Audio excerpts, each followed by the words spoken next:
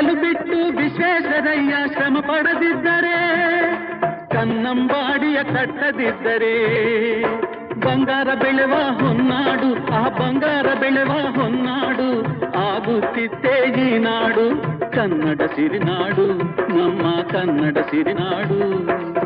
ಆಗದು ಎಂದು ಕೈಲಾಗದು ಎಂದು ಕೈಗಟ್ಟಿ ಕುಳಿತರೆ ಸಾಗದು ಕೆಲಸವು ಮುಂದೆ.